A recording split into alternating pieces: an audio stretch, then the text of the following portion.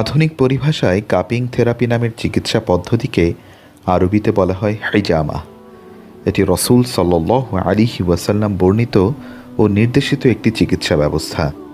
তিনি নিজে এ পদ্ধতির চিকিৎসা ব্যবহার করেছেন, এমনকি অন্যকে হিজামা পদ্ধতির চিকিৎসা নিতে উৎসাহিতও করেছেন। হিজামা আরবি আল হাজম থেকে এসেছে, যার অর্থ চোষা বা টেনে নেয়া।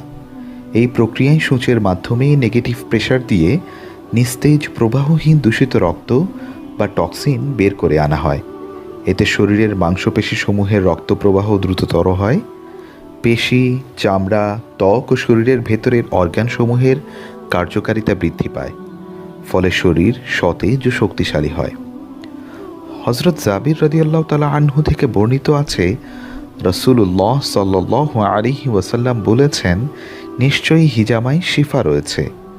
সহিহ মুসলিম হাদিস নম্বর 2205।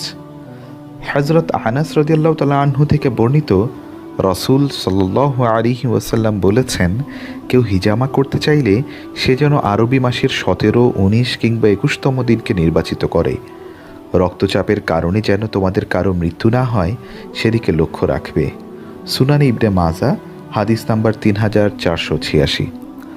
হযরত আব্দুল্লাহ বিন আব্বাস রাদিয়াল্লাহু তাআলা আনহু থেকে বর্ণিত, রাসূলুল্লাহ সাল্লাল্লাহু আলাইহি ওয়াসাল্লাম বলেছেন, হিজামাকারী কতই উত্তম লোক। সে দূষিত রক্ত বের করে মেরুদণ্ড শক্ত করে ও দৃষ্টিশক্তি প্রখর করে। সুনানে তিরমিজি হাদিস নাম্বার 2053।